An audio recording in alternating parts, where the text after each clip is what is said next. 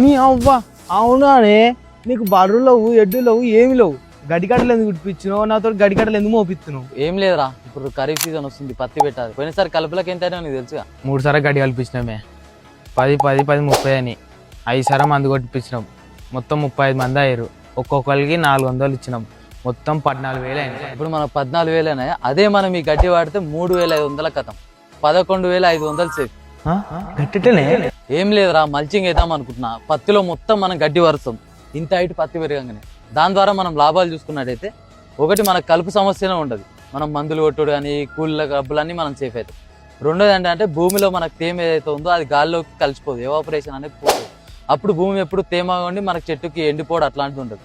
మూడోది ఏంటంటే ఇట్లాంటి గడ్డి కాల్చడం వల్ల మనకు పొల్యూషన్ అవుతుంది కాబట్టి మనం దాని నుంచి సేఫ్ అవుతుంది. నాలుగోది ఏంటంటే ఈ గడ్డి దాంట్లోనే మురిగిపోతుంది కాబట్టి మనకు ఆర్గానిక్ కార్బన్ అనేది ప్రొడ్యూస్ అవుతుంది. అది మనకు ఎరువై మన పంటకు మళ్ళీ లగొస్తుంది అనమాట. ఇట్లా మనకు దీని నుంచి అన్ని లాభాలు ఉన్నాయి. ఇప్పుడు మీలో చాలా మందికి డౌట్ రావచ్చు, మరి మల్చింగ్కి ఒక ఎకరానికి ఎంత గడ్డి కావాలని.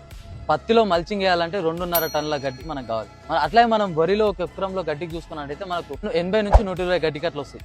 ఒక్క గడ్డి కట్ట 25 కేజీలు ఉంటుంది కాబట్టి మనకు 2.5 టన్నులు ఆడనే అయిపోతుంది. మనం దీని ప్రైస్ చూసుకున్నట్టయితే ఒక్క గడ్డి కట్ట మా దగ్గర చుట్టడానికి 35 రూపాయలు తీసుకుంటాం. అంటే 100 గడ్డి కట్టలకు ఎంత అయింది మనకు 3,500. 3,500 మనం మొత్తం ఖర్చు అంతా తగ్గిపోతుంది. ఇప్పుడు నెక్స్ట్ అంతా మనకు పత్తి సీజన్ వస్తుంది కాబట్టి ప్రతి రైతుకి చేరేసే ప్రయత్నం చేయండి.